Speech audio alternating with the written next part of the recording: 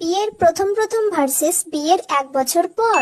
বিয়ের প্রথম প্রথম। বলি বৌমা, তাহলে সব রান্না নিজে করতে পারবে তো? মা, আমি আজকে সব রান্না নিজেই করে নিতে পারবো। আমাকে তাহলে যেতে হবে না তো? না মা, আপনার রান্নাঘরে যাওয়ার কোনো দরকার নেই। আমি সব রান্না করে নেবো নিজে নিজে। বাহ, খুব ভালো। আমার মা বাবা দুজনেই বিয়ের আগে আমাকে বলেছিল যে যেরম ভাবে নিজের মা বাবাকে ভালোবাসো সেরম ভাবেই শ্বশুর শাশুড়িকে ভালোবাসবে। খুব ভালো কথা বলেছে।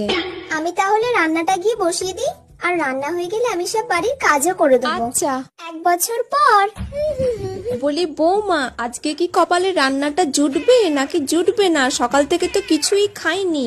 কখন রান্নাটা করবে শুনি? আসলে মা, আপনি তো বাইরের কোনো খাবার খান না, আর আজকে তো আমি বাইরে থেকে খাবার অর্ডার দিয়ে নিয়েছি। আজকে আমার রান্না করতে ভালো লাগছিল না। আলু সেদ্ধ ভাত গ্যাসে বসিয়ে দিন, আর আলুটাকে চটকে চটকে সেদ্ধ ভাত দিয়ে খেয়ে নিন। এই বুড়ো বয়সে আমার কপালে এই লেখা ছিল গো।